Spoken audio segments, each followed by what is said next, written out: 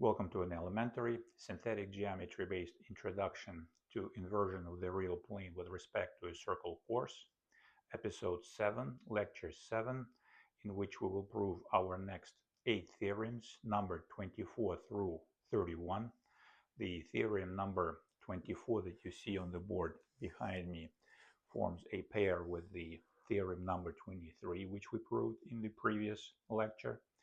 The next 6 theorems numbered 25, 26, 27, 28, and 29 and 30 study how the inversion of the real plane with respect to a circle acts on circles that do not pass through the center of inversion and have exactly 1 and exactly 0 points in common with the circle of inversion when the power of inversion is both positive and negative. And the last theorem that we will prove in this lecture, the theorem number 31, establishes an analytic relationship between the radii of any two circles that are the inversive images of each other.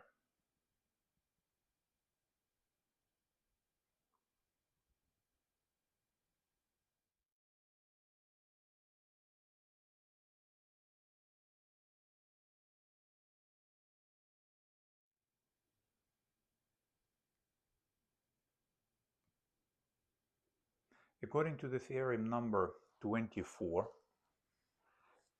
under an inversion of a plane with negative power, as is shown with the red minus sign over here, so under an inversion of a plane with negative power with respect to a circle C, shown over here in white, that has the point O as its center and a strictly positive real number R as its radius, any circle, such as the circle Q shown in blue over here, that does not pass through the center of inversion, the point O, and has precisely two distinct points in common with the circle of inversion, such as the point F1 shown here and F2 shown over here, is taken also into a circle Q prime shown in red on the left side of the board, that also has the following two properties. That image circle does not pass through the center of inversion, the point O, and it also has precisely two distinct points in common with the circle of inversion C, and each such point is a diametrically opposite image of the corresponding point that is common between the given circle Q and the circle of inversion C.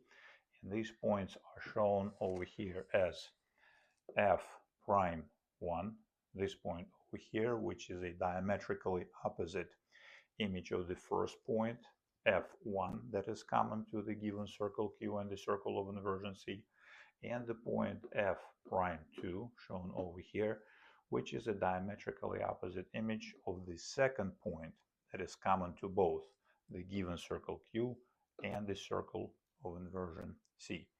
This theorem, the theorem number 24, is related to the theorem number 23 that we proved in the previous lecture, in which we studied how the inversion of a plane acts on a similar circle, but when the power of inversion was positive.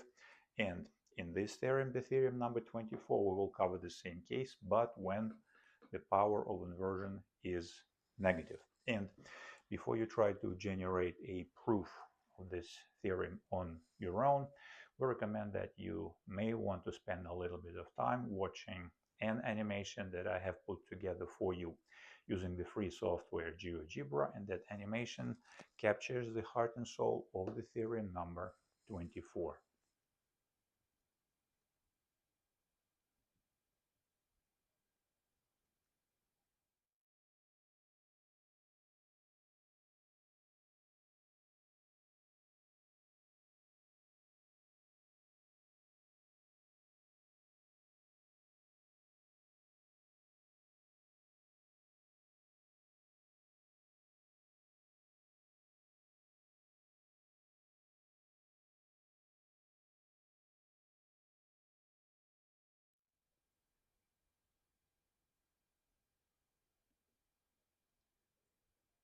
The theorem number 24 and the remaining 6 theorems that follow number 25 through 30 are all proved in exactly the same way, following the template that I will explain using the proof of the theorem 24 in full and complete details, and the remaining theorems I will not be proving in all the details.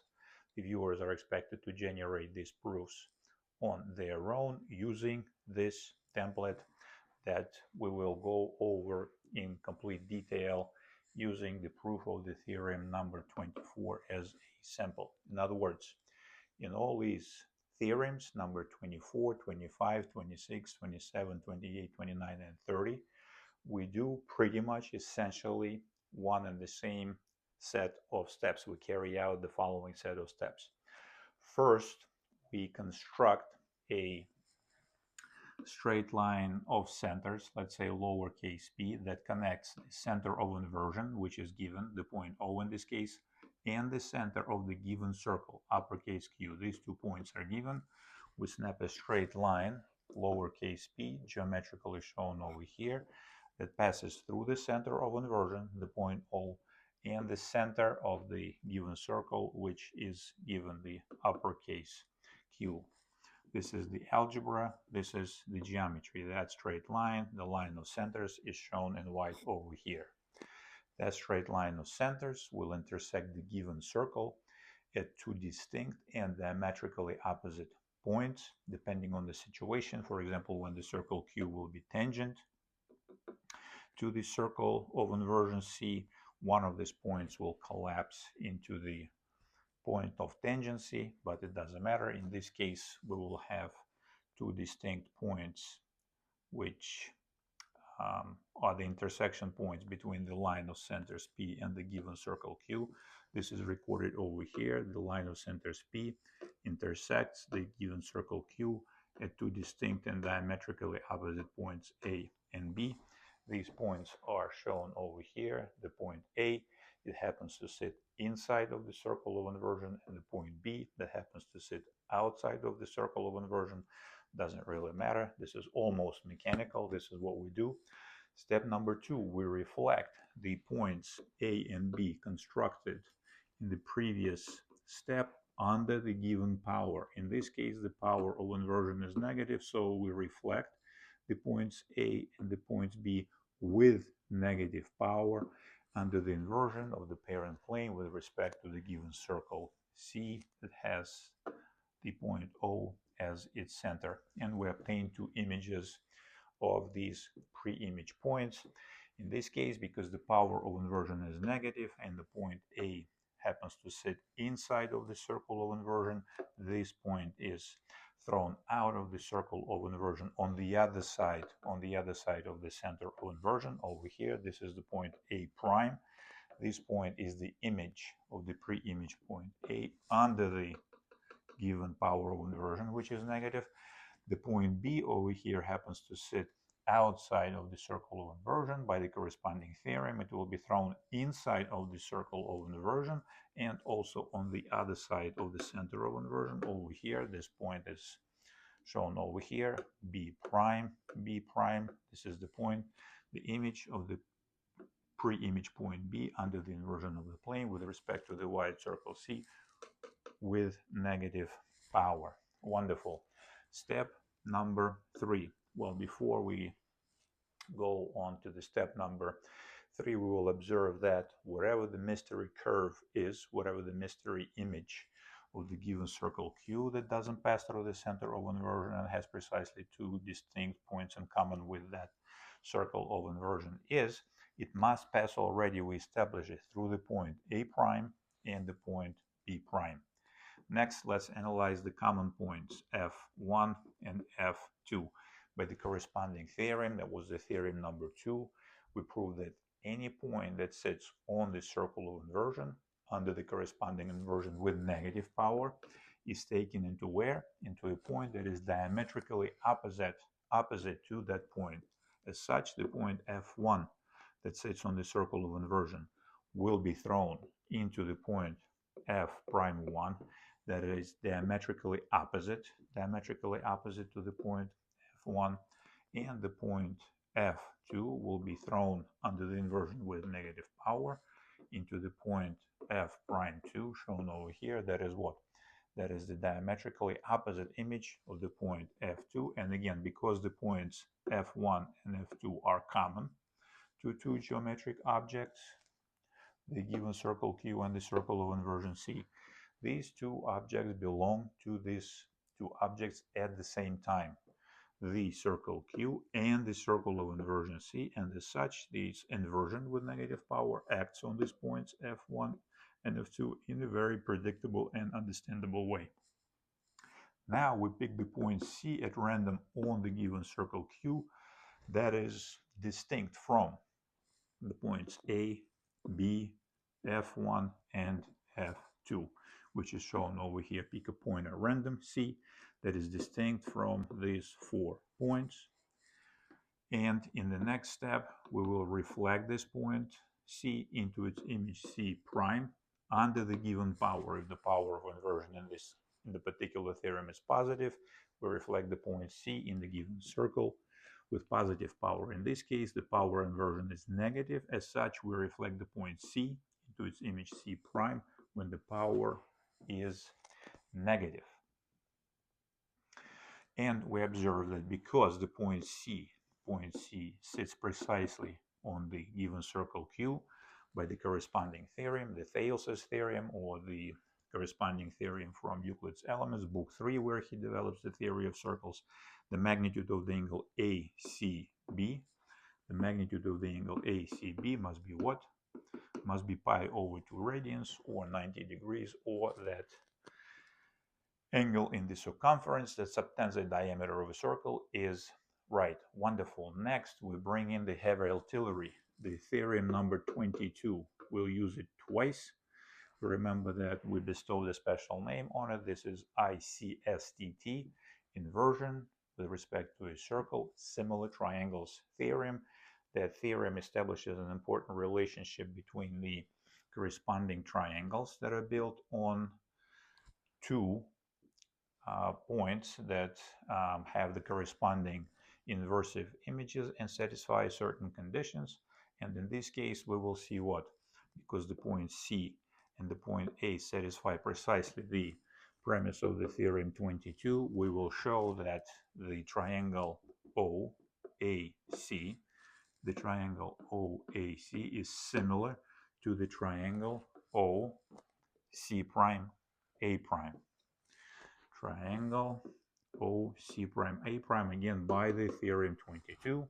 The points C and A are not collinear with the center of inversion, and consequently the conclusion of the theorem 22 is applicable to these triangles.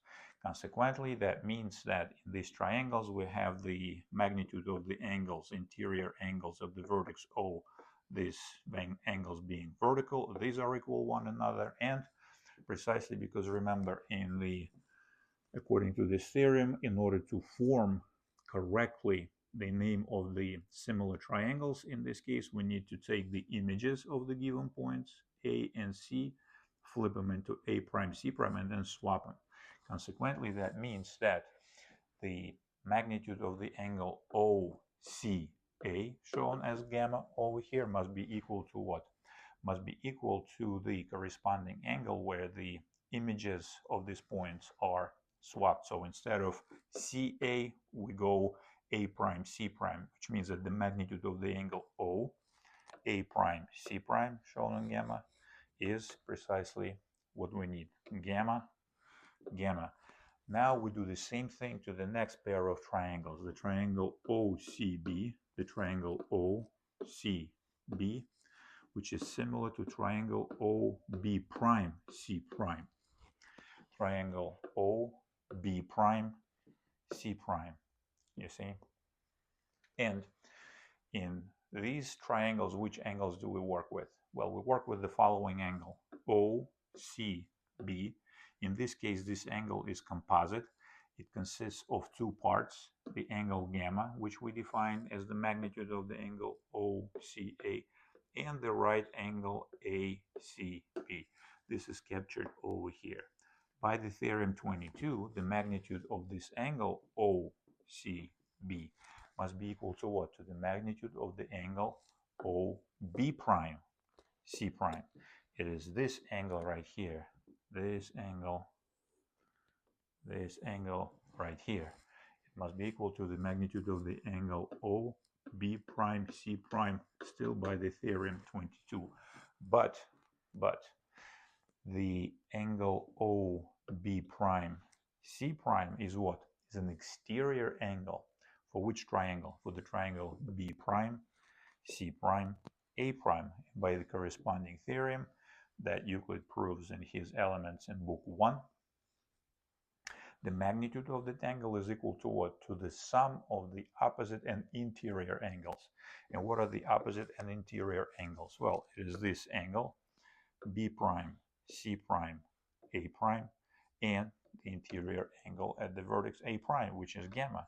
And this is precisely what we write, because the magnitude of the angle OB prime C prime is equal to gamma plus x, if we call, for example, this angle x. Because this angle is exterior, through the equality of these two angles, we must have equality shown over here. Gamma plus pi over 2, which is given to us, must be equal to the sum of gamma and x. Here we have gamma and gamma cancel each other out, and we reach the conclusion that the magnitude of the angle x must be pi over 2. Consequently, the orbit of the images C prime of a random point C that belongs to the given circle Q must be what? A set of points from each of which, barring of course the limiting cases of f prime 1, f prime 2, b prime, and a prime, must be seen under what angle? Under a right angle. Consequently, the magnitude of the angle b prime, c prime, a prime must be pi over 2 radians, or 90 degrees, and that means that the set of points C prime must form a circle that precisely passes through the points B prime, A prime, F prime 1, F prime 2, shown here and here, and the rest is the circle Q prime, which precisely has the following two properties. That circle, that image circle, does not pass through the center of inversion O, and passes precisely through two distinct points, f prime 1 and f prime 2, which are the diametrically opposite images of the points that are common to the given circle Q and the circle of inversion C. And this will complete the proof. This is how you will prove all the remaining 6 theorems numbered 25 through 30. I will not go into all these details for the upcoming theorems. I will just formulate the statement, give you an opportunity to generate your proof, and show the relevant angles and triangles in order to help you generate that proof. Now again, once we understand how a proof of a given theorem is put together, from that proof we usually instantly get what? We instantly get a Euclidean tools only algorithm, or an algorithm that uses nothing but a compass and a straight edge, and following which it is possible with absolute certainty and correctly to construct the image of the given pre-image circle. So in this case, what is the Euclidean tools only image construction algorithm? Well, it is very straightforward. Again, we start with a straight line. We snap a straight line through the centers of the circle of inversion O and the given circle Q, uppercase Q. But in this case, out of the 2 points at which that straight line of centers will intersect the given circle Q, we need only one. We do not really need to pick any one. We can take A or we can take B. It does not matter. Let's say we take B, the point B. The next step, reflect the point B on the given power in the given circle into its image B prime. Wonderful. Step number 3, snap a straight line through one common point to the given circle Q and the circle of inversion, let's say F1, and the center of inversion, the straight line over here, let's call it F. That straight line F will intersect the circle of inversion at two distinct diametrically opposite points, of which one is known, the point F1, and the other one will be recovered or located. Let's say we call this point F prime 1. That's it, game over. Once we have the position of the point B prime and the position of the point F prime 1, we simply construct a perpendicular bisector, let's say of this line segment B prime F1, and once we bisect it, let's say we call it B, that perpendicular bisector B will intersect, where should I write it? Let's say over here, B will intersect P, the straight line of centers, at what? Well, it will be a unique point. Let's use the red chalk at the point Q prime, this point right here, Q prime.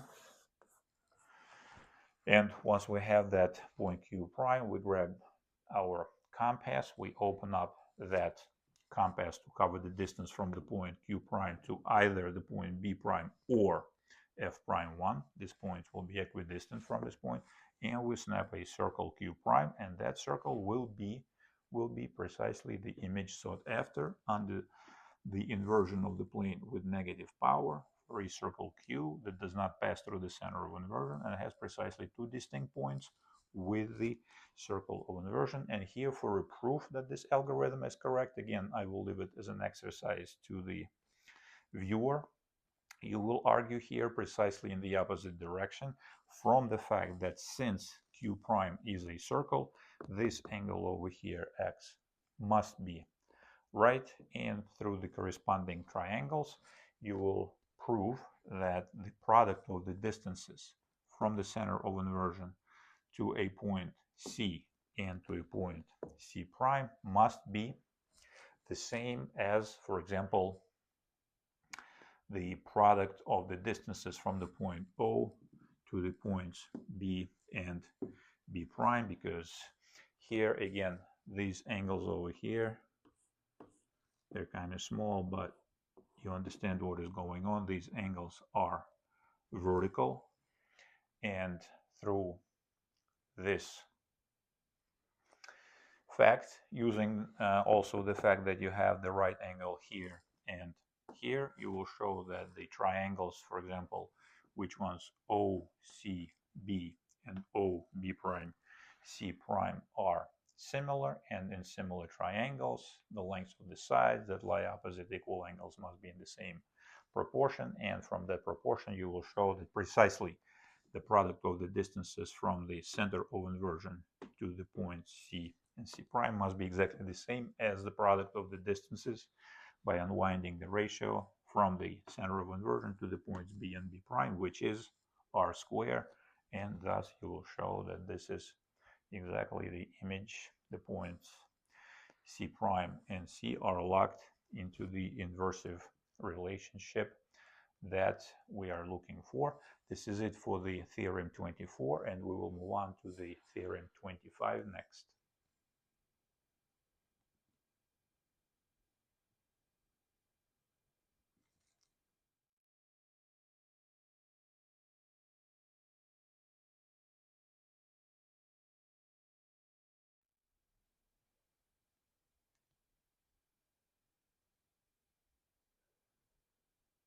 According to the theorem number 25, under an inversion of a plane with positive power, this time we pay attention, the power of inversion is positive, as shown with the plus sign over here in red. As such, under an inversion of a plane with positive power with respect to a circle C, shown in white partially on the left side of your screen, that has the point O as its center and a strictly positive real number R as the length of its radius.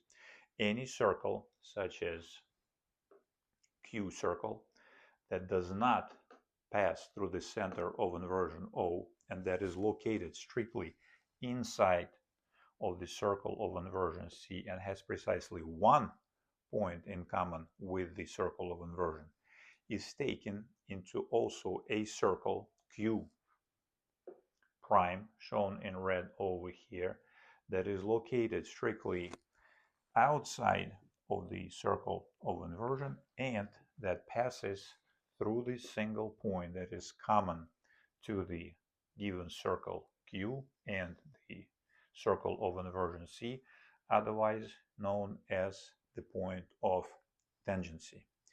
Before you try to generate a proof of this theorem, we recommend that you may want to watch an animation that I have put together for you using the free software called GeoGebra, and the one that captures the heart and soul of the theorem number 25.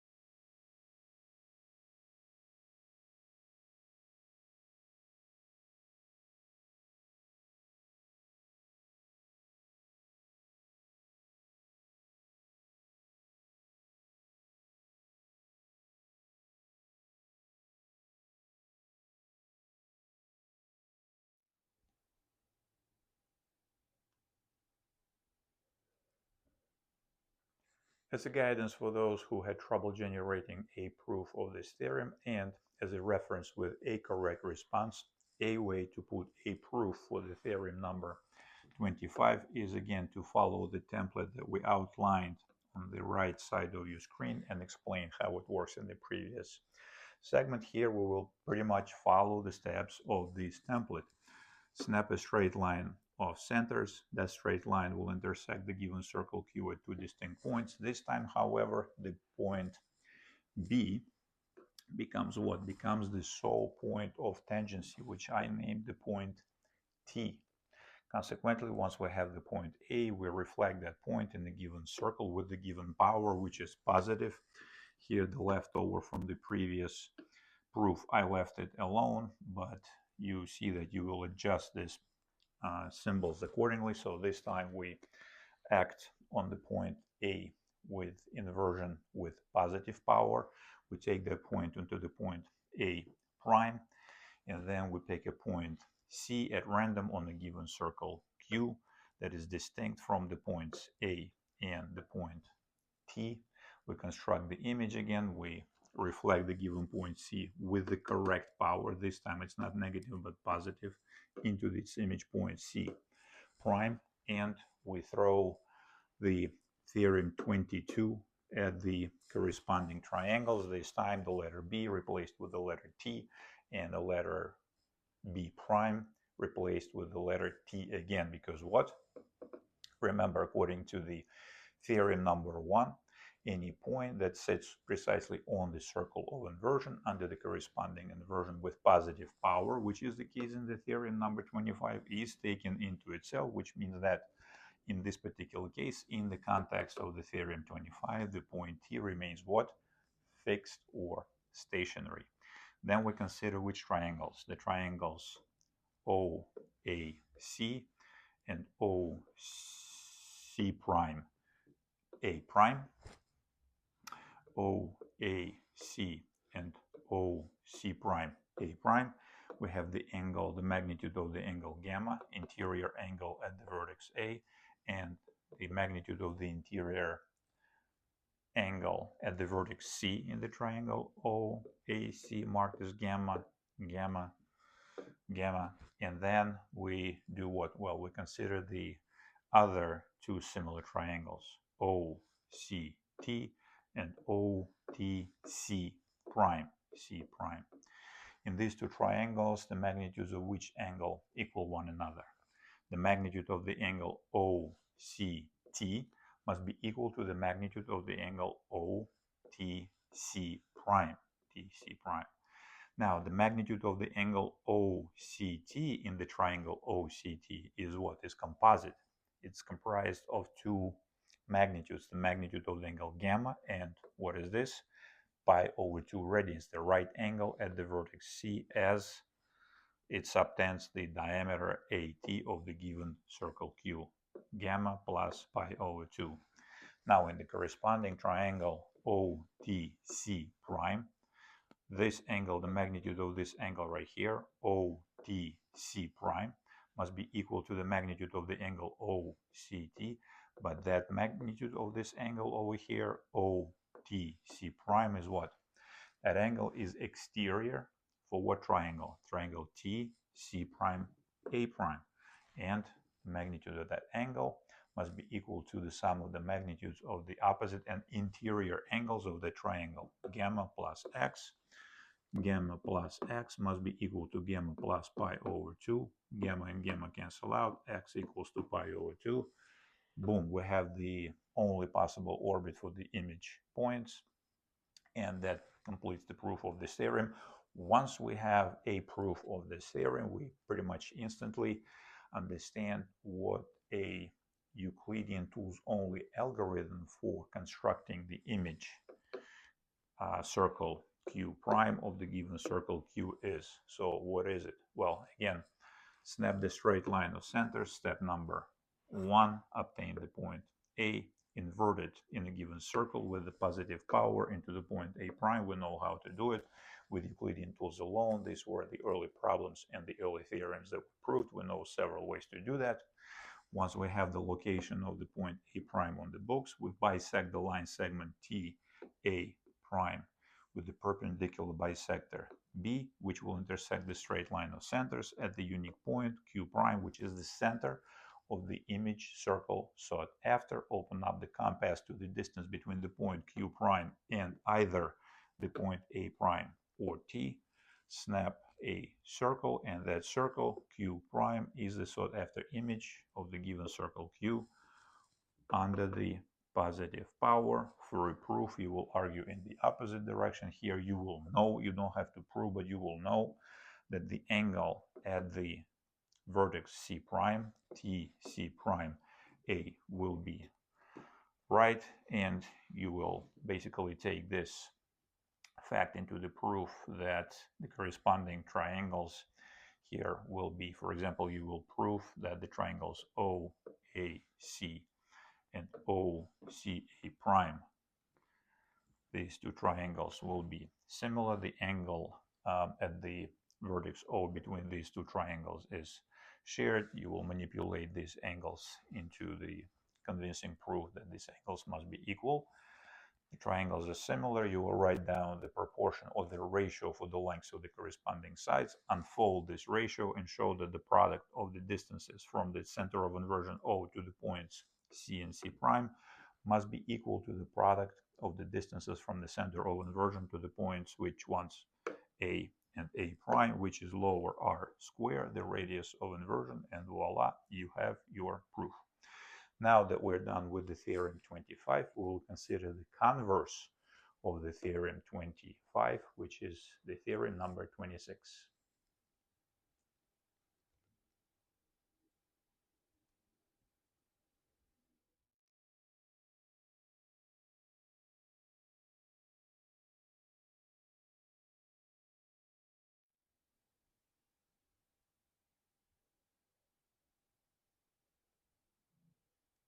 The theorem number 26, which is the converse of the theorem number 25, states that under an inversion of a plane with positive power with respect to the circle C, shown partially in white over here, any circle Q that does not pass through the center of inversion O and is tangent to the circle of inversion externally, that is, such a circle Q shown in red is located strictly outside of the circle of inversion, and it has precisely one point in common with that circle, is taken into a circle Q prime, shown in blue on the left side of your board, that also does not pass through the center of inversion O and is tangent to the circle of inversion C internally. In other words, such a circle Q prime is located strictly inside of the circle of inversion C and has precisely one point in common with that circle, and that point is precisely the point of tangency T of the original circle Q and the circle of inversion C. once you understand the problem, the statement of this theorem, we suggest that you try to generate a proof of this theorem on your own. And before you do that, you may want to watch an animation that I put together for you using the free software called GeoGebra, and an animation that captures the heart and soul of the theorem number 26.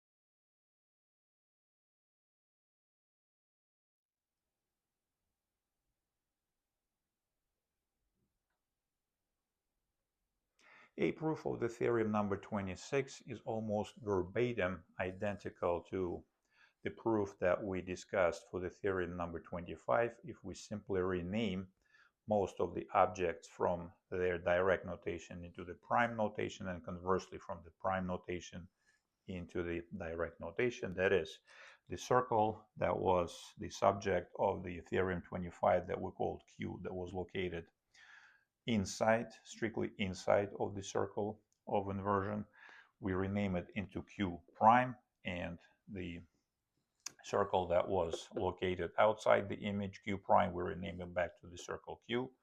We rename the point A from the previous theorem into point A prime, and we rename the point A prime from the theorem 25 into A.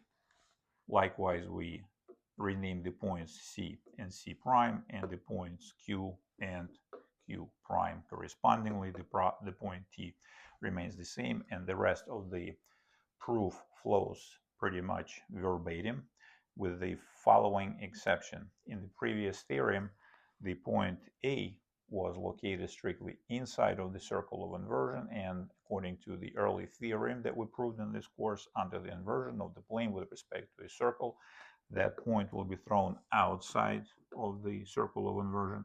And here, because the pre-image point A is located strictly outside of the circle of inversion, under the corresponding inversion with positive power, it will be thrown strictly inside of the circle of inversion and on the same side of the center of inversion.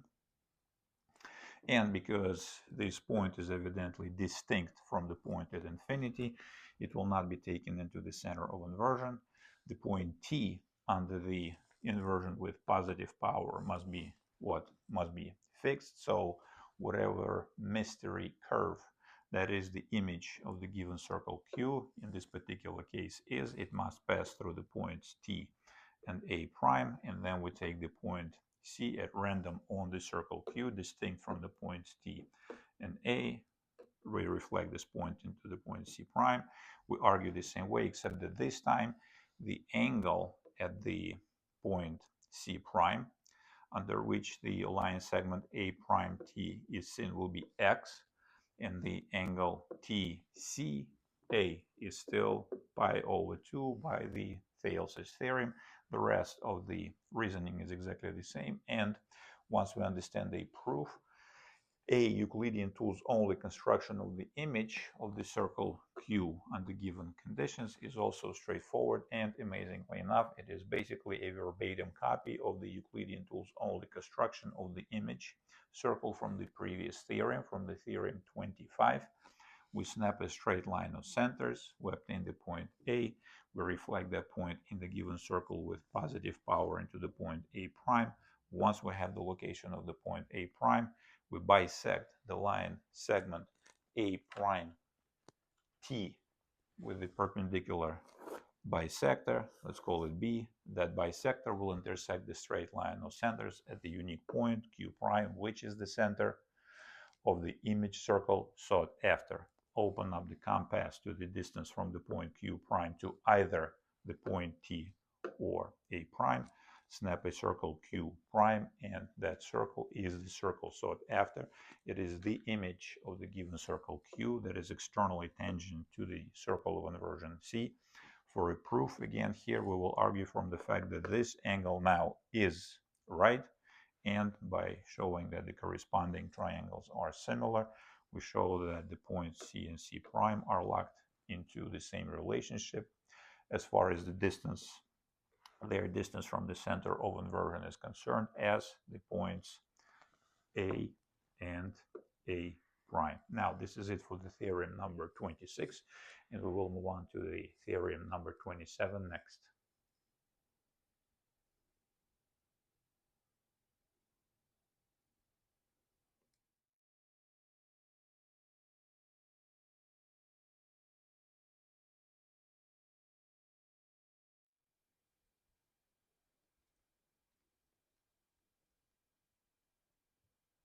According to the theorem number 27, under an inversion of a plane with negative power, as is shown with the red minus sign with respect to a circle C, such as the white circle shown in the middle of your screen, that has the point O as its center and a strictly positive real number, lowercase r as its radius, any circle Q, such as the blue circle shown on the right side of your screen, that does not pass through the center of inversion, the point O, and is tangent to the circle of inversion internally, is taken into a circle Q prime, such as the red circle shown on the left side of your screen, that also does not pass through the center of inversion and is tangent to the circle of inversion externally at the point that is the diametrically opposite image of the point where the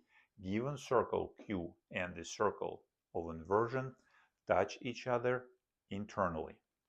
Once you comprehend the statement of the theorem number 27, we recommend that you try to generate a proof of that theorem on your own.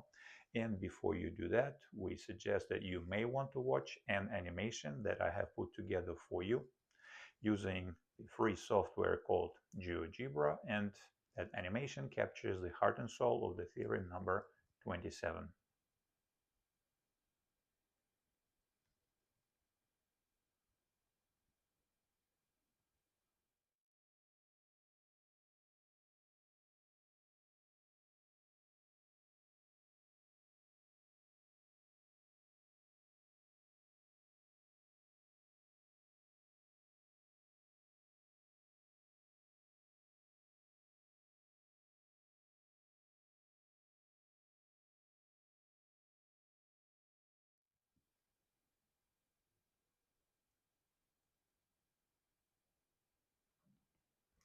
As a guidance through a possible proof of the theorem number 27, we still follow one and the same template that is shown on the right side of your screen. We construct a straight line that passes through the center of inversion O in the center of the given circle Q.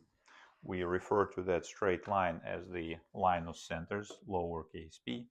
That straight line will intersect the given circle Q at two distinct points. One of these points will be the sole point of tangency between the given circle Q and the circle of inversion. The other point will be the diametrically opposite image of the sole tangency point T. That will be the point A. In this case, it will be closer to the center of inversion than the sole point of tangency. We reflect that point A into the image A prime with negative power, and the straight line of centers P will intersect our circle of inversion C at two distinct points T, the sole point of tangency between the given circle Q and the circle of inversion C, and the point T prime. That is again the diametrically opposite image of the point T on the circle of inversion C. Again, we know already that whatever the mystery curve that the image of the given circle Q under the inversion with negative power is, it must pass through the point A prime and it must pass through the point T prime. Why is that? According to the theorem number 2, under the inversion of the plane with respect to a circle C with negative power, any point, such as the point T that sits on the circle of inversion, is taken into its diametrically opposite image, the point t prime. And then the rest of the proof follows the template in exactly the same way. We still consider the triangles OAC and OC prime A prime. We show the angles gamma and gamma are one and the same. We now switch to the similar triangles OCT and OT prime C prime. We throw at all these triangles the theorem number 22, just as explained in this heuristic template. We then show that the magnitude of the angle OT prime C prime must be the same as the magnitude of the angle OCT, which is a composite quantity representable as gamma plus pi over 2. Why is the angle ACT is pi over 2? At this point, you should be telling me. And because the angle, the interior angle here at the vertex T for the triangle OT prime C prime is what? Is the exterior angle for the triangle T prime C prime A prime. It must be equal by magnitude to the sum of magnitudes of the interior and opposite angles. Gamma plus x. We still have our equation, and voila, our theorem is proved. Once we understand how this proof of the theorem 27 works, we instantly come up with the Euclidean tools only algorithm for constructing the image of the given circle Q in this case, which is what? Step number 1, snap a straight line of centers P through the center of inversion and the center of a given circle Q. Obtain the points A and T prime. The point T prime stays where it is. The point A is then reflected with negative power into its image A prime, and once we have the location of the point A prime, game over. Bisect the line segment A prime T prime with the perpendicular bisector B shown in green, which this perpendicular bisector B will intersect the line segment A prime T prime at a point Q prime. That is the center of the sought after image circle Q prime. Open up the compass to the distance between the points Q prime and either the point T prime or A prime. Snap a circle Q prime. That circle is the image of the given circle Q that is tangent to the given circle of inversion internally and does not pass through the center of inversion. When the power of inversion is again negative, and for a proof that this Euclidean tools only algorithm is correct and constructs the image sought after with absolute certainty and correctly, here we will argue from the fact that Q prime is already known circle to us. This angle will be pi over 2. Construct the similar triangles and show that the product of the distances from the center of inversion O to the points C and C prime must be exactly the same as the product of the distances from the center of inversion O to the points A and A prime, which is precisely lower r square, or the square of the radius of inversion. Now, next we will consider the converse of the theorem number 27, in which we will assume that our circle Q is tangent to the given circle of inversion externally.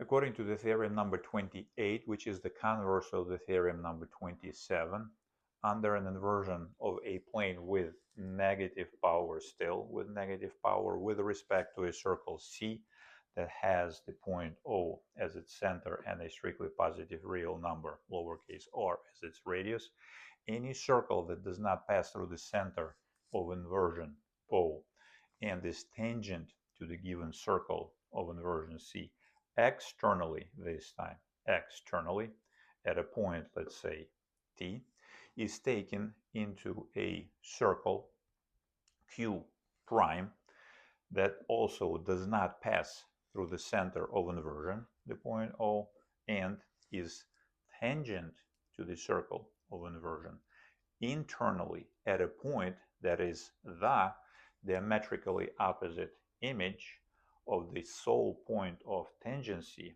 between the given circle Q and the circle of inversion C. And we remember that the premise of the theorem number 28 is the converse of the premise of the theorem number 27. So here the tangency between the given circle Q and the circle of inversion at a point T is what? Is external. Once you comprehend the statement of this theorem, we recommend that you try to generate a proof of that theorem on your own. And before you do that, we recommend that you may want to watch an animation that I have put together for you using the free software called GeoGebra, an animation that captures the heart and soul of the theorem number 28.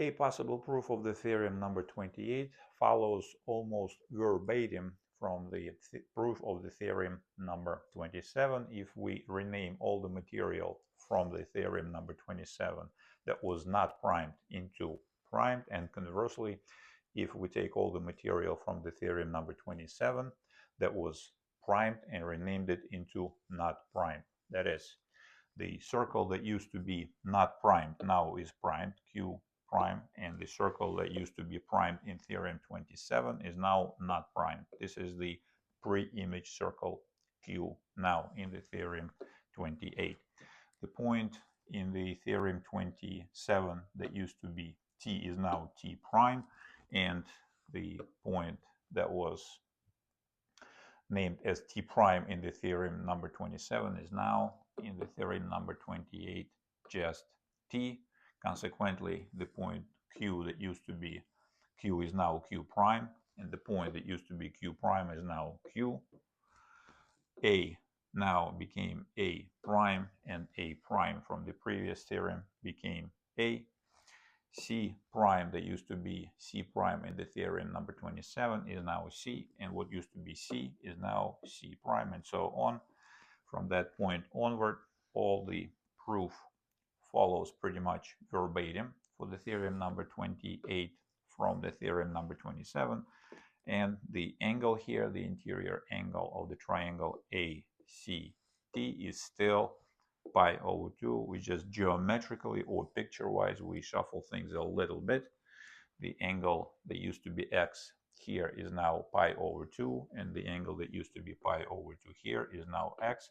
But the algebra and all the relevant deductions are exactly the same. And once we understand a proof of the theorem number 28, a Euclidean tools only algorithm for constructing the image of the given circle Q, in this case, also comes out in a straightforward manner. We snap the straight line P of centers, the straight line that passes through the center of inversion and the center of the given circle, uppercase Q.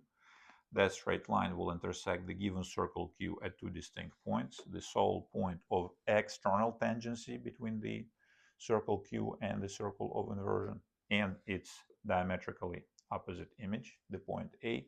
We reflect the point A that is located strictly outside this time of the circle of inversion with negative power into its image point A prime, and according to the corresponding theorem that we proved early on in the earlier lectures, that point will be thrown inside the circle of inversion and on the other side of the center of inversion. That will be the point, and we throw the theorem 22 on the relevant triangles, and From that point onward, we have what? We have the straight line of centers P intersecting our circle of inversion at diametrically opposite point T prime. And once we know the location of the points A prime and T prime, we bisect that line segment with a straight line. Let's say we'll call it B, the bisector B. That perpendicular bisector B will intersect the straight line of centers P at the unique point Q prime, which is the center of the image circle sought after. Once we have that point, we put the needle of our compass into the point Q prime thus constructed, open up the compass to measure the distance from the point Q prime to either the point T prime or A prime, and snap a circle, draw a circle, which is the circle Q prime, sought after image of the given circle Q under the inversion of the plane again with negative power. The next two theorems will study how the inversion of the real plane with respect to a circle acts on our typical circle Q that does not pass through the center of inversion, but this time has absolutely 0 points in common with the circle of inversion C.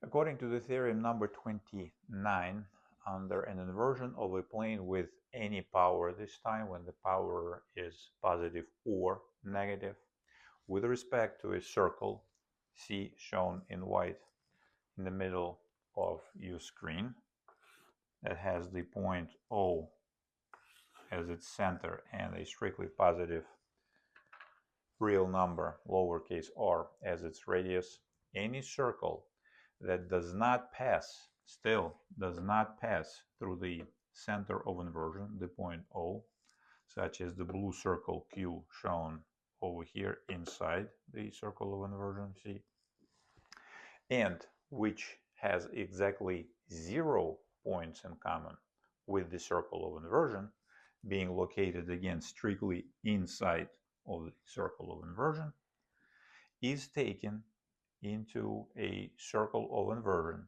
Q prime, or Q prime, that is located strictly outside of the circle of inversion, does not pass through the center of inversion O, and also has exactly 0 points in common with the circle of inversion lower case c. As we can see, the theorem number 29 is formulated or sounds verbally exactly the same for both positive and negative powers of inversion, and the only difference between these powers is the location of the image circle with respect to the circle of inversion and the center of inversion. That is, when the power of inversion is positive, as is shown with the blue plus sign on the right side of your screen, the image circle Q prime is thrown outside of the given circle of inversion on the same side, in the parent plane as the original circle Q is given relative to the center of inversion O. And when the power of inversion is negative, as is shown with the red minus sign over here on the left side of your screen, then the image circle Q prime is thrown again strictly outside of the circle of inversion C, but on the side of the center of inversion that is opposite to the one on which the given circle Q prime is located, again relative to the center of inversion. And in the previous lectures we explained that in this case a mathematically meaningful other side or this side can be introduced as follows. Once we're given the center of the given circle, we have two distinct points. These two distinct points define a straight line, a unique straight line. We call it the line of centers. And then we construct that straight line, and then through the center of inversion, we construct another straight line perpendicular to it that will run, for example, this way. And that straight line will partition the parent plane into two half planes, and then it becomes mathematically meaningful to say things like the circle Q prime, the image of the given circle, is located in the same half plane as the pre-image circle when the power of inversion is positive, and the image circle Q prime is located in the other half plane when the power of inversion is negative. And all along so far, I've been using the pictorial representations of our circles that do not pass through the center of inversion in such a way that the center of inversion, as is the case here, is not contained in the sample circle Q. But nothing fundamentally changes if such a circle will include the center of inversion. Nothing changes fundamentally. The reasoning remains the same. The constructions remain the same. Everything works out quite beautifully. And in the upcoming animation that I have put together for you using the free software called GeoGebra, I did precisely that. I would like you to pay attention to the upcoming animation that captures the heart and soul of the theorem number 29. And in that animation, I've placed the center of inversion, the point O, inside of the pre-image circle. And then I recommend that you pay attention to what happens as the runner point traverses the given pre-image circle Q and how the images of this point are traced when the power of inversion is positive and negative. And as a lightweight fun exercise, I recommend that you try to decipher on the fly as you watch the animation which color of the orbit, that is the image of the runner point on the circle, corresponds to which power of inversion, positive or negative.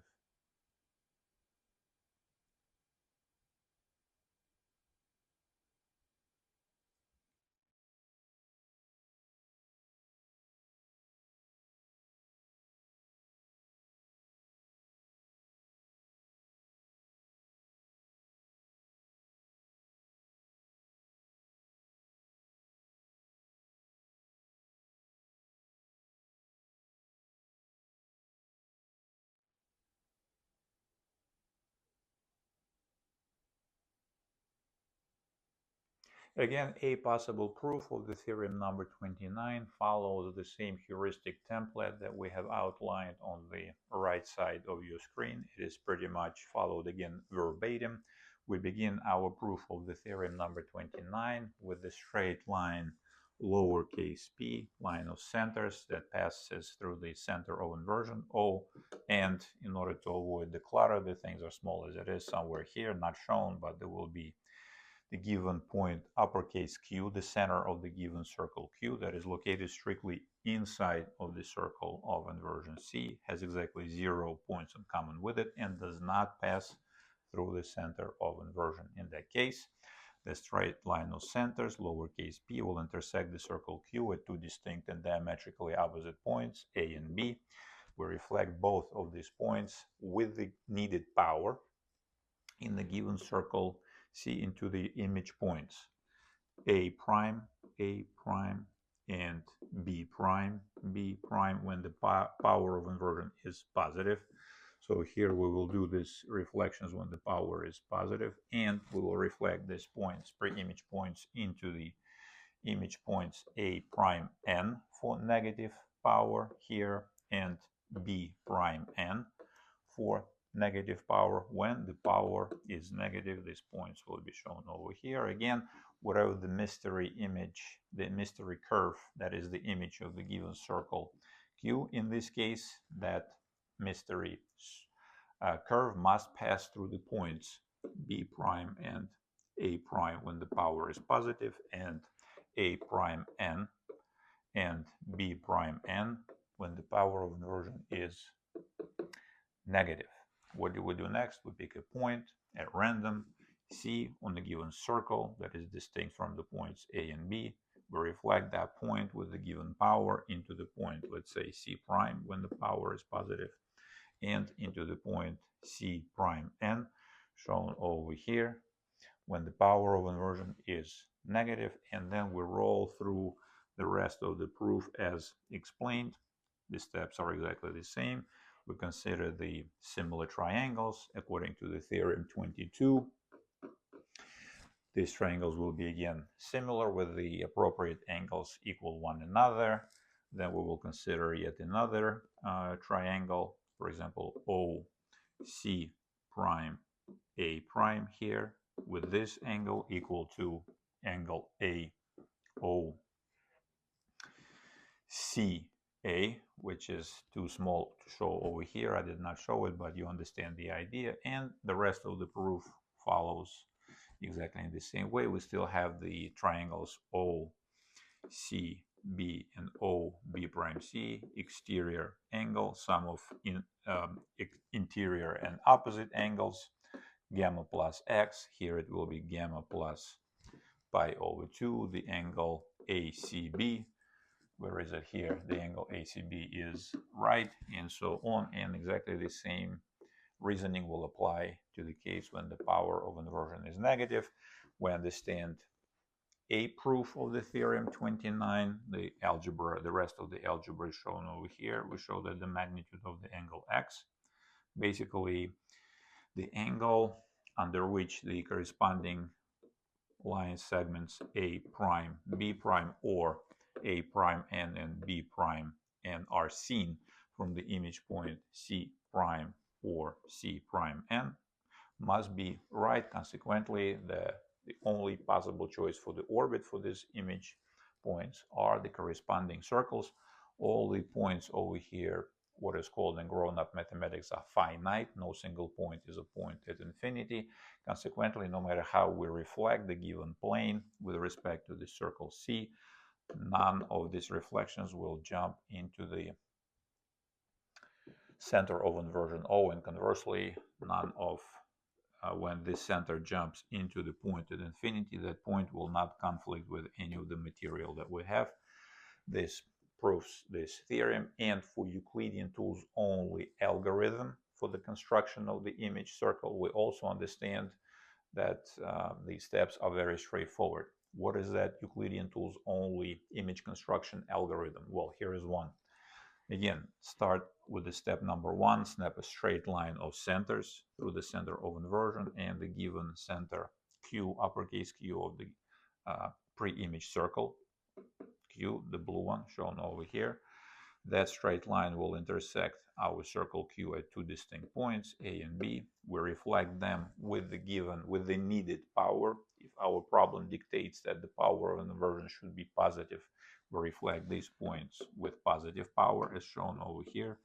If the local material dictates that we need to reflect these points with negative power, we do so with negative power. We obtain these points. And once we know the location of the image points, and that task can be carried out with Euclidean tools only, as we proved early in our course, we are home free. All we have to do at this point is bisect the corresponding line segment A prime, B prime with the perpendicular bisector B, or the line segment A prime N, B prime N, this way with the perpendicular bisector B. Either way, that perpendicular bisector B will intersect the straight line of centers at a unique point. Here, this will be the point Q prime. Here, it will be the point Q prime N.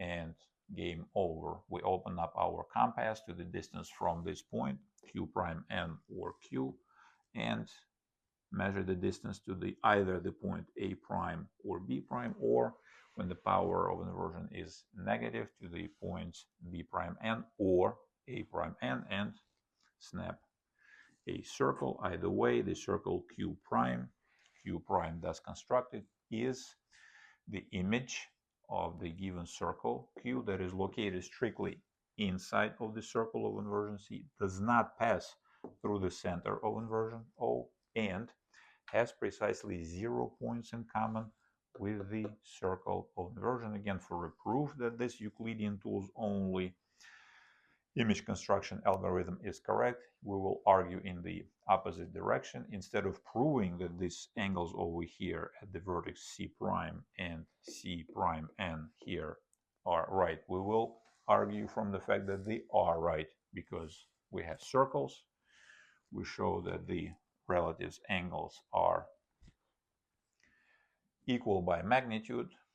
Similar triangles construct the ratio for the lengths of the sides about equal angles, and then unwind that ratio into a product and show that the product of the distances from the center of inversion to the points, for example, C and C prime, or C when the power of inversion is positive, or C and C prime N when the power of inversion is negative, is precisely as it is from the distances from the point, product of the distances from the center of inversion to the point A and A prime, for example, or B and B prime, depending on which triangles we pick, which triangles are more advantageous, and the product of the distances from the center of inversion O to the points A or B, and for example, A prime N or B prime N when the power of inversion is negative.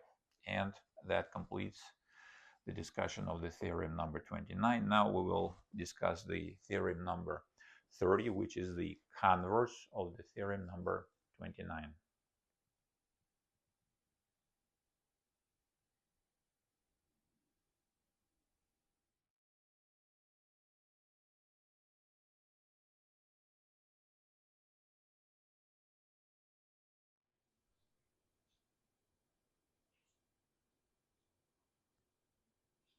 According to the theorem number 30, which is the converse of the theorem number 29, under an inversion of a plane with either positive or negative power with respect to a circle C, shown in white over here, any circle Q that does not pass through the center of inversion has precisely 0 points in common with the circle of inversion and is located strictly outside of the circle of inversion, is taken into a circle Q prime that does not pass through the center of inversion, has exactly 0 points in common with the circle of inversion, and is located strictly where? Strictly inside of the circle of inversion. Here, for demonstration purposes, I did not really erase any of the material. I did not alter any material that we used in the theorem number 29 for demonstration purposes, but we understand that, again, verbally, the theorem number 30 sounds exactly the same whether in the specific case the power of inversion is positive or negative. So what is the difference? Again, the only difference between these powers, positive or negative, is the location of the image circle with respect to the center of inversion. Let's say this is our pre-image circle and the power of inversion is positive. Then the circle that is located strictly outside of the circle of inversion C has exactly 0 points in common with it, does not pass magically through the center of inversion. Then it will be taken into the circle, the blue circle Q prime, that is also located on the same side with respect to the center of inversion on which the original pre-image circle is located. That image circle will not pass through the center of inversion, will be again strictly inside the circle of inversion, and will have exactly 0 points in common with it. If the power of inversion, however, is negative, as shown over here, let's pretend that this now is the pre-image circle that is located strictly outside of the given circle of inversion and has 0 points in common with it, then in this case, the image of this circle will be again strictly inside of the circle of inversion. It will have 0 points in common with the circle of inversion, but it will be located on the other side of the center of inversion O. And again, because I do not have that much room because of the space constraints, I usually depict things when our original circle does not contain the center of inversion, but it doesn't have to be. For example, if I had a bigger board somehow and a bigger auditorium, then I would definitely work with the audience to explore the case when, let's say, the pre-image circle satisfies the premise of the theorem number 30, but is what? But contains the center of inversion. And what does that mean? That means that in this case, it will also contain the circle of inversion. Our pre-image circle will be located somehow like so, and it will be it will have exactly 0 points in common with the circle of inversion, but it will contain the center of inversion. And this is precisely what you will see in a few seconds in an animation that I have put together for you using the free software called GeoGebra. Again, in this animation, you will see one point that will be the runner on the pre-image circle, but you will have two image points that will trace certain orbits that will represent the image of the given circle. Now that circle, the pre-image circle, will contain the circle of inversion, and as a fun exercise you may want to try to distinguish, to play a little detective and see if you can figure out which color of the orbit corresponds to positive power of inversion and which such color corresponds to the negative power of inversion.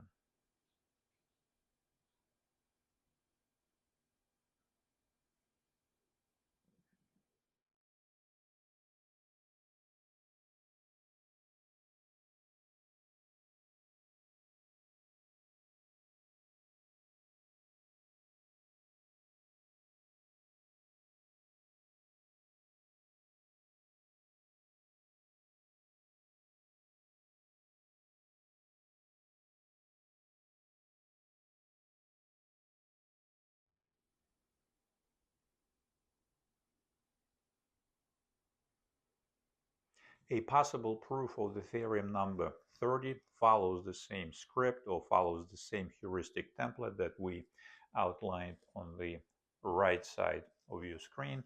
Here we begin with the straight line of centers, again, that a straight line that passes through the center of inversion and the center of a given circle. Let's say when the power of inversion is positive, we will work with this circle. When the power of inversion is negative, we will work with this circle, and fundamentally that doesn't really matter. That straight line of centers will intersect the given circle that is located strictly outside of the circle of inversion and has 0 points in common with it. We'll intersect that circle at two distinct points. We have these points, reflect these points with the needed power. When the power of inversion is negative, then these points will be thrown on the other side of the center of inversion. When the power of inversion is positive, these points will be thrown on the same side of the center of inversion. We will obtain these 2 points, and then we again pick a point C at random on a given circle distinct from our extreme points in some sense, and we roll through the template in exactly the same way. Construct 2 pairs of similar triangles, show which angles are equal, composite, exterior angle, sum of interior and opposite angles on the one hand. On the other hand, we have our favorite expression over here. Gamma plus pi over 2 is gamma plus x. From here, the conclusion follows. And this time, for demonstration purposes, I did not erase any primes because I wanted to show that this is how we can adjust the proof of the theorem number 30 based on the proof of the theorem 29 from the previous segment. Here we will roll through all the material that is primed and flip it to not prime. This circle, for example, was Q prime in the theorem 29. Now it will become the circle Q. A prime will become A. B prime from the previous theorem will become B, and conversely, A in the previous theorem now becomes A prime. B again in the previous theorem now becomes B prime, Q prime, C prime, and on and on and on. Nothing fundamentally in this case changes at all. Everything remains the same. And once we understand a proof of the theorem 29, we instantly come up with a Euclidean tools only image construction algorithm. And what will this algorithm be? Actually, it will be exactly the same as the algorithm that we discussed in the previous segment. We draw a straight line of centers. We obtain 2 points. These 2 points actually at the intuitive level, for example, why does the image of this type of circles has to be this type of circle? Well, in this case, we always have 2 extreme points in the following sense. One point will be the closest to the center of inversion, and the other one will be the farthest from the center of inversion. These 2 points are what in grown-up mathematics is known as finite. None of them is a point at infinity. Consequently, they will be thrown meaningfully inside of the circle, but none of these circles will step on the center of inversion, and that precisely means that the mystery curve, whatever it is, once this image is produced, cannot pass through the center of inversion because now we have 2 extreme points that are distinct from the center of inversion, and the rest of the proof follows. And once we have these 2, once we have the points A and B reflected into A prime, B prime, again, we bisect this line segment because these 2 points, again, remember, they are the extreme points. They delineate a diameter of the image circle. We bisect that line segment, A prime, B prime, with a straight line B that is perpendicular to the straight line of centers, cuts the line segment A prime, B prime in half, and the point where this perpendicular bisector and the line of centers intersect marks the spot. This is the center of the image of the given circle under the requested power. Remember that the theorem number 30 applies to inversions with both powers, positive or negative. The difference I explained. And again, here you will reflect the extreme points A and B in the circle of inversion in the needed power. If your local problem dictates that this inversion must be negative, you will flip these points to the other side of the center of inversion. If your local material or local context dictates that the power inversion must be positive, you will flip the points A and B onto the same side of the center of inversion, and done. For a proof that this Euclidean tools only image construction algorithm is correct, again, you will argue from the fact that now you have 2 circles. The corresponding angles will be right at the strategic locations. You will show that the corresponding triangles will be, again, similar. Use the corresponding proposition that in similar triangles, the lengths of the sides about equal angles are in the same proportion, and so on, and unwind this proportion into the product of distances, one of which is r squared, the other one is what's sought after, and the game is over. Now, with this theorem, the theorem number 30, we conclude our initial study of how inversion of the real plane with respect to a circle acts on straight lines and circles. And we saw that straight lines are basically taken into circles that pass through the center of inversion, and the circles that do not pass through the center of inversion are taken into what? They're taken into circles, genuine circles in this case. And in the next theorem, the theorem number 31, we will establish an analytic relationship between the radii of any 2 circles that are the inversive images of each other under the appropriate inversion of the real plane with respect to a circle.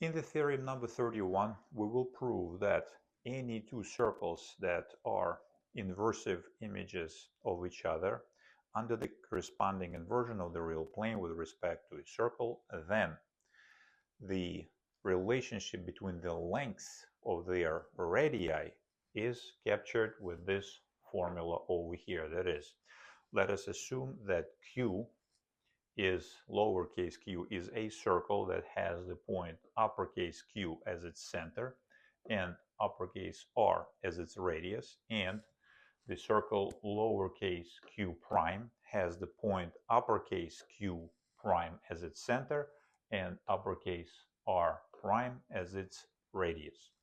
Moreover, let us agree that these two circles, Q and Q prime, are the inversive images of each other with respect to the circle lowercase c that has the center as the point O and strictly positive real number lowercase r as its radius, and the power of inversion could be anything positive or negative, and with the lowercase d, the symbol lowercase d will designate the distance between the center of inversion, the point O, and the center of, let's say, the circle Q or the point uppercase Q. Now, then, in this case, the length of the radius of the other circle, R prime, will be given as the product of the length of the radius of the inversive image of that circle, uppercase R, multiplied by the following ratio. In the numerator of this ratio, we will have the square of the radius of inversion, lowercase r squared again. Here, lowercase r is the radius of inversion. And in the denominator of this ratio, we will have the absolute value of the difference of the squares of the length of the radius of the inversive image of the circle Q prime or R uppercase R squared and the set distance d squared, where again lowercase d designates the distance between the center of inversion O and the center uppercase Q of the other circle lowercase q, that is the inversive image of the circle Q prime. One more time, in order to make sure that everyone in the audience is on the same page, the theorem number 31 applies to both powers of inversion in equal measure.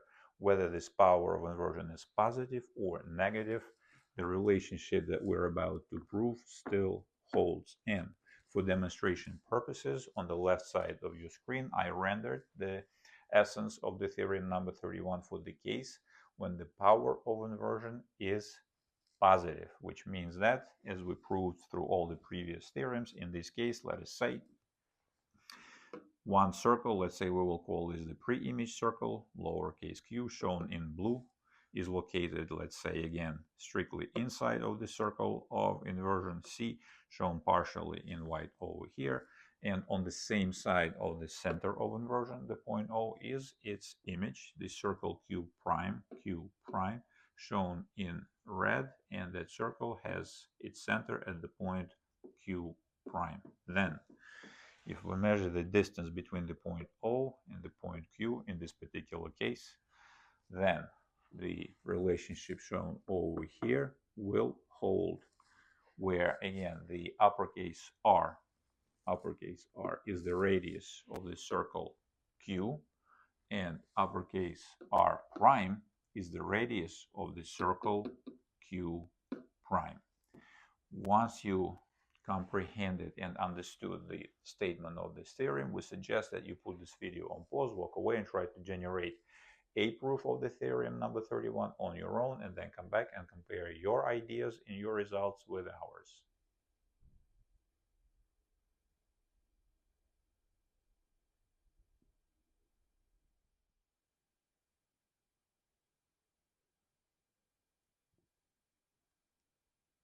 It is not that difficult to generate a convincing proof of the theorem number 31, because in this case all we have to do is remember the favorite workhorse condition 3 of definition 1 for inversive geometry, and that is what? Notice that regardless of the juxtaposition of the inversive images that our circles are, what can we say about the radius, which one we designated r prime in this case? Well, first we will start with our favorite straight line of centers. We refer to it as lowercase p. In this case, that straight line of centers will house all three interesting centers: the center of inversion, O, the center of one circle, Q, and the circle of the other circle, Q prime, under the condition, of course, that our two circles, Q and Q prime, are the inversive images of each other. Now, that straight line of centers will intersect the first circle, let's say Q, at the points A and B, the diametrically opposite images of each other, and by doing so, they will delineate two nice radii of the circle Q, uppercase R, and that same straight line of centers, lowercase p, will intersect our second circle, Q prime, also at two distinct and diametrically opposite points. Let us refer to them as A prime and B prime. That will also delineate a diameter of the circle Q prime, which will also give us nice two incarnation of the length for the radius of the circle Q prime, or the symbol R prime uppercase. So in baby arithmetic, what do we have for the length of the radius r prime? This is the distance from the point Q prime to the point B prime, which is the same as the distance from the point Q prime to the point A prime, which is the length of the line segment B prime A prime cut in half. You see, in all these manipulations hold true regardless of how the images, the inversive images that our circles are located with respect to each other. So that will be 1/2 of the line segment, let's say A prime, B prime. Now we keep expanding this idea. So how can we express this distance between the points A prime and B prime in terms of the locally available material? D, R, lowercase r, and uppercase r. Well, here is one idea. We always have our center of inversion O, and we have two distances to the image point A prime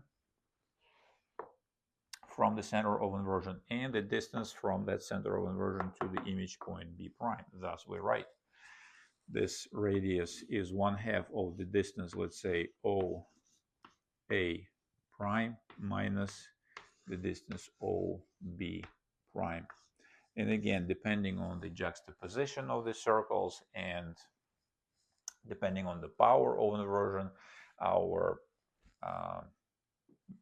points can be located in some different way, but all of these variances are taken care of by the absolute value sign in the final formula. So we have this relationship right now, this one, and what would be the next maneuver in this case? What would you do if you were proving this theorem this way? Well, we bring in again our favorite workhorse formula that comes from condition 3, definition 1. For the points A and A prime, what do we have? We have OA, the distance from the center of inversion to the point A, times the distance from the center of inversion to the point A prime, is equal to r squared, lowercase r. Would you agree? This is precisely how the premise of our theorem comes in. Remember that these two circles are the inversive images of each other, and based on the previous theorems, we proved that this must be the case, the relationship between the points A and A prime, B and B prime. The same thing can be said about the points B and B prime. The distance from the center of inversion O to the point B multiplied by the distance from the center of inversion O to its image B prime must also be equal to r squared. And from this formula, we now express our distances OA prime and OB prime. So what do we have for this distance and for this distance from these formulas? Well, here's what we have. 1/2 r squared divided by the distance from the center of inversion to the point A. The distance from the center of inversion O to the image point A prime is equal to r squared, the square of the radius of inversion, divided by this distance from the center of inversion to the pre-image, let's say point A. And the same idea, the same fact holds for the point B. So r squared divided by the difference from the center of inversion O to the point B from this formula over here. The distance OB prime is r squared divided by the distance OB. This follows in a straightforward manner. Everyone should be able to follow that. So here, what do we have? We have r squared, lowercase r squared divided by 2 times what? The distance OB minus the distance OA divided by the distance OA times the distance OB. This is nothing more than factoring out the square of the radius of inversion out, taking it out of the parentheses, and then bringing these two fractions under one denominator. This is a trivial middle school manipulation, but what do we see now? The distance OB, what can be said for the distance OB? Let's write it down maybe over here. The distance OB is equal to what in this case? In terms of the distance D, is our distance D plus the radius of the circle Q, uppercase R. This is this distance. And what about the distance from the center of inversion to the point A? Well, the distance OA in terms of the locally available material will be what? This distance right here. It will be D, lowercase d, minus, see, minus uppercase R. D minus R puts us into A. D plus R puts us into B. That's it. Game over. So now we expand this relation as follows. R squared over 2. And what do we have in the parentheses? The distance OB, D plus uppercase R minus D plus uppercase R, because here, remember, we have a minus. See, we have a minus. Minus, when a minus collides with minus, it produces a plus. And then divided by what? Here we have a product, D minus R times D plus R. So we have precisely that. D squared minus R squared. Now, what do we see in this expression? We see that our distance lowercase d cancel each other out. 2 copies of R.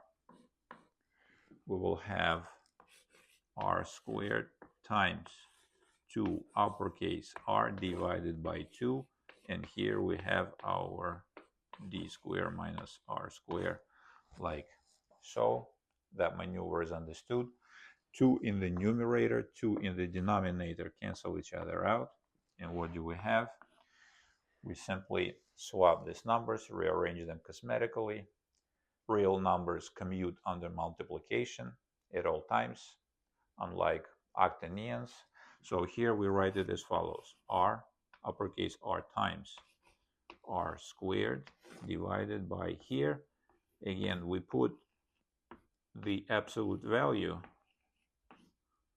Here we put the absolute value sign because again we need to accommodate for